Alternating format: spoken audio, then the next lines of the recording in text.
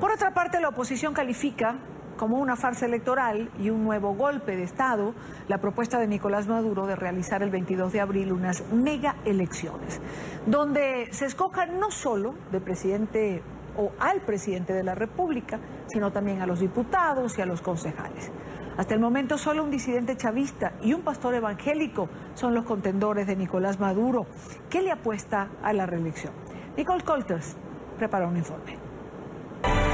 Una elección para elegir 165 diputados en la Asamblea Nacional, diputadas y diputadas de los consejos legislativos de los 23 estados y los concejales de los 335 consejos municipales de los 335 municipios del país.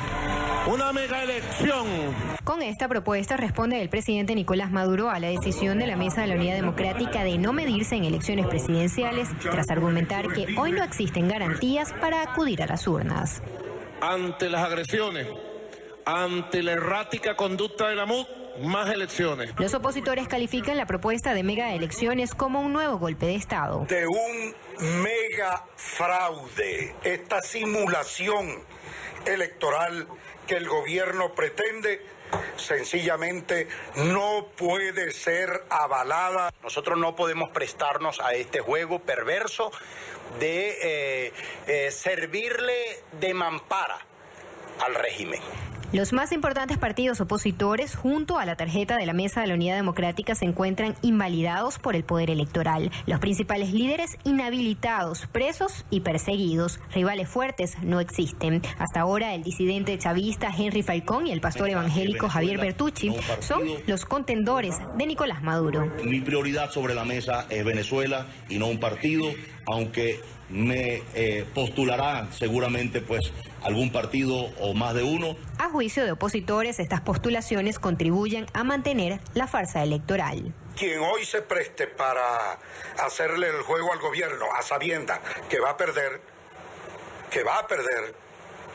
porque el resultado está cantado, por eso digo con tanta seguridad, este resultado electoral está cantado en estas condiciones en las que la están planteando. Y prestarse para ese juego, habría que preguntarle a Henry Falcón, entonces, ¿por qué te presentas? ¿Me van a decir que para defender el voto? Que si hay sectores de la dirigencia que no terminan de entender la magnitud de la desesperación de la población venezolana, bueno, tendrán que, y deciden además convalidar alguna convocatoria de la constituyente, yo creo que ya ha llegado el momento de asumir que ya no pueden ser considerados como parte de las fuerzas que se oponen a esta dictadura.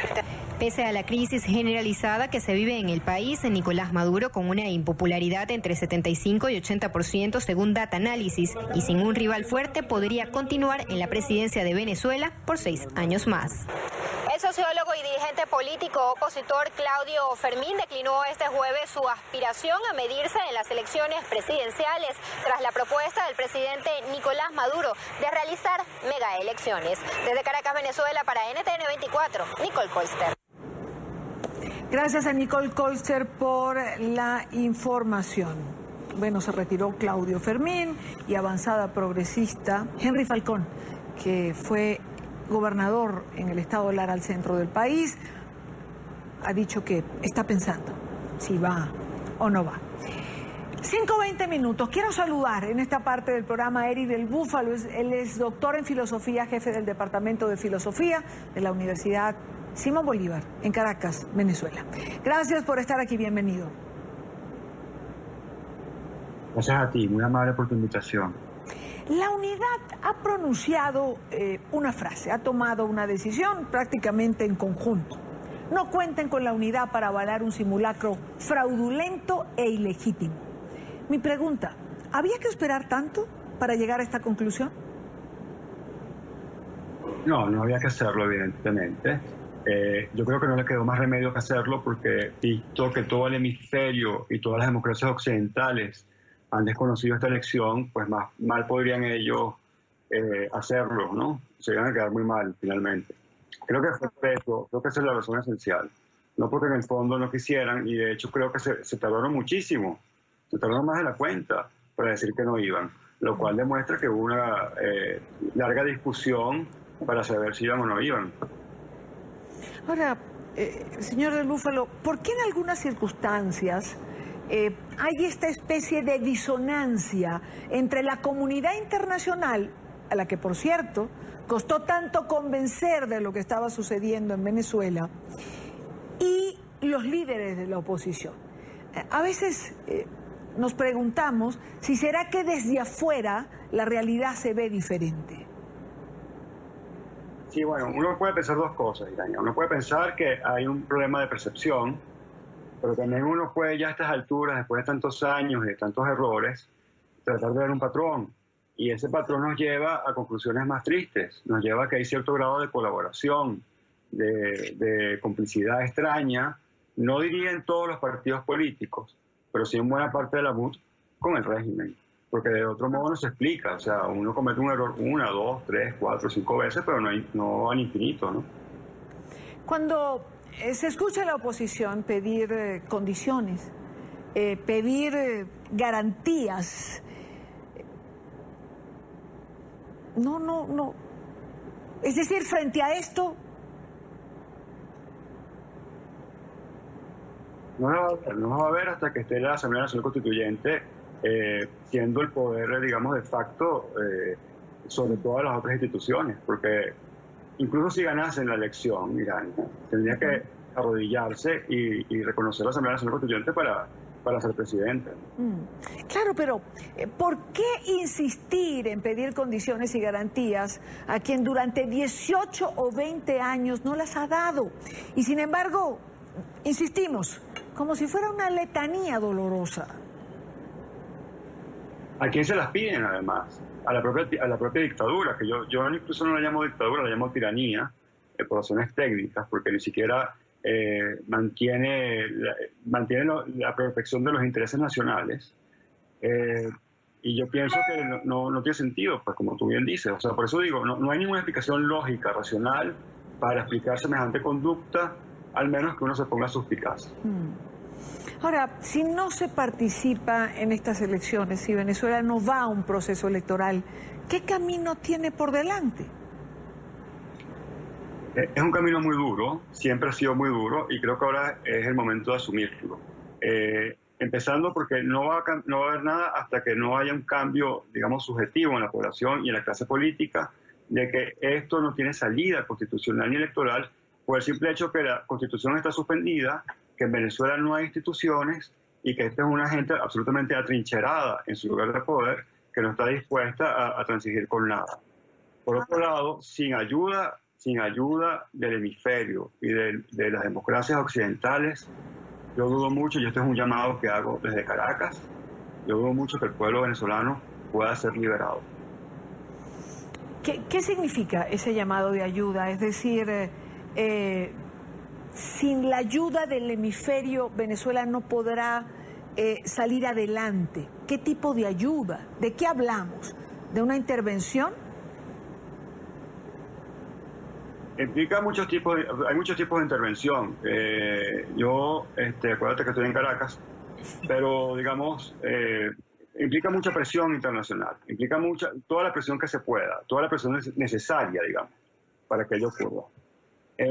Dicho de otro modo, no sacar ninguna carta sobre la mesa, porque la tiranía tiene que sentir que hay amenazas reales para que ella negocie su salida, si no, no lo va a hacer. ¿Las sanciones no han sido suficientes? ¿Las sanciones a miembros de la revolución?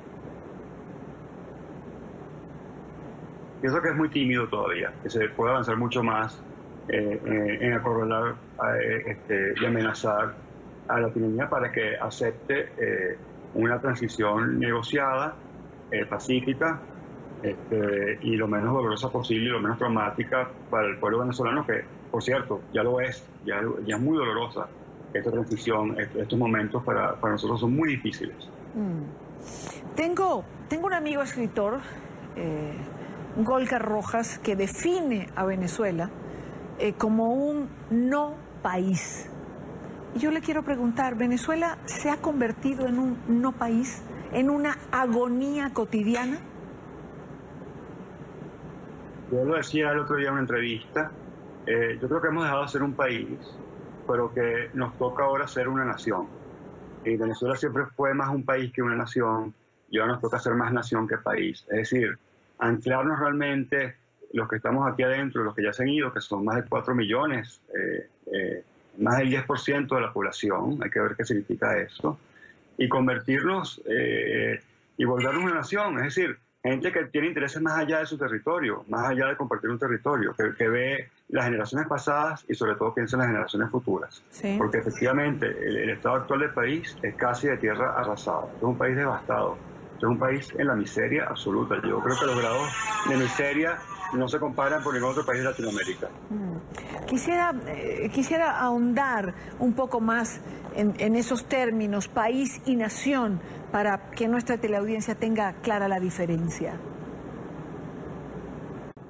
Sí, un país es un territorio, digamos, controlado por un Estado. Una nación es una tradición y es una visión. Es el lugar donde no solamente uno nace, sino uno tiene sepultados sus ancestros, y un lugar que está pensado desde ya para generaciones que uno no va a conocer. Y eso es lo que nos toca ahora, porque los venezolanos lo tuvimos muy fácil, tal vez un poco antes del chavismo, y parte de nuestro misterio de por qué caímos en esta situación tan absurda, tan terrible, sin ninguna guerra y sin ninguna catástrofe natural, es eso, es tal vez nuestra falta de visión y nuestra falta de respeto realmente por lo que fuimos como sociedad, más allá de la adoración a los próceres, que en el fondo son y fueron militares, ¿no? O sea, hace falta un rescate de los verdaderos valores civiles de Venezuela y vernos a nosotros como ciudadanos que tenemos que trabajar, luchar para forjarnos una nación, desde afuera o desde adentro, porque también, digamos, todos los venezolanos que están afuera, que son muchísimos, son parte de la nación venezolana. Claro, por supuesto. Además, creo que los venezolanos que están afuera tienen el concepto de nación más claro que los que están adentro. Ellos ven a Venezuela como esa nación que hay que reconstruir para los que puedan volver en algún momento o para que sus hijos alguna vez puedan estar allí. Así es. Una nación es el país interior de cada uno de nosotros, para decirlo rápidamente. Y está siempre donde esté un venezolano, habrá la nación venezolana. Es un buen concepto. Señor del Búfalo, 14 exministros enviaron una carta a la presidenta Bachelet en Chile para que se desinvite a Nicolás Maduro a la toma de posesión de Sebastián Piñera. Ocurrió lo mismo en Perú de cara a la Cumbre de las Américas. Es decir, ¿Maduro se ha convertido en el invitado que nadie quiere en la fiesta? Es un indeseable, es impresentable, ¿no? Es muy lamentable que en el 2018 tengamos un sistema como en el Venezuela, no se explica. O sea, se explica en Cuba porque quedó encapsulada, digamos, en el tiempo, lamentablemente también. Pero no se explica que se haya dejado a Venezuela tan sola hasta ahora y que, bueno, menos mal, al menos ya creo que el mundo entiende qué es lo que ha pasado aquí y ya se ve con más claridad qué es lo que padecemos los venezolanos, que creo que hasta hace poco, hasta antes de las protestas del año pasado, no se entendía muy bien o no se quería ver. Ahorita creo que es innegable. Ahorita creo que es innegable que Maduro es un impresentable para cualquier demócrata del mundo. Se tardó mucho en llegar allí, pero le pregunto, de una forma coloquial, ¿nunca es tarde cuando la dicha llega? Bueno, siempre es mejor tarde que nunca, diría yo, por supuesto. Pero ojo, no, esto no solamente es una, digamos, no solamente hay que reconocer esto, hay que ayudar a Venezuela. Porque además Venezuela puede ser, si se descompone la situación, si Colombia cae en manos de fuerzas no democráticas, que también es un peligro latente, vamos a estar en una situación geopolítica muy compleja para América Latina toda. Pareciera que cuando otros países como Ecuador, Argentina han dejado atrás el populismo en Colombia, existe esa posibilidad de que las cosas tomen otro rumbo, es decir, ¿cómo se comprometería esa geopolítica regional de ganar en Colombia una fuerza de izquierda o marcada por el populismo? Yo creo que, si me permites, Ivana, yo creo que es un poco más que populismo. Yo creo que son proyectos totalitarios, son proyectos que tienen una concepción, digamos, del poder revolucionaria, y que por todos los eufemismos que ellos quieran utilizar, los hechos se ven claramente, y Venezuela es la prueba viviente de ello. Entonces, yo creo que es más que populismo, es un peligro de que la república, por ejemplo, la República Colombiana se pierda como república, como efectivamente se perdió la República de Venezuela. ¿Por qué se salvaron Ecuador y Argentina? Yo creo que por dos cosas, porque eran proyectos que eran más populistas que totalitarios, como en Venezuela, y porque creo que las fuerzas vivas, los anticuerpos de la sociedad, estaban más fuertes y actuaron a tiempo. En Venezuela creo que el país estaba muy debilitado cuando llegó el chavismo y no supo, no entendió, o no supo, o no tuvo la fuerza para defenderse. Y creo que eso tiene parte que ver con taras que arrastrábamos de antes del chavismo. Eric del Búfalo, gracias por haber estado con nosotros en NTN 24. Saludos.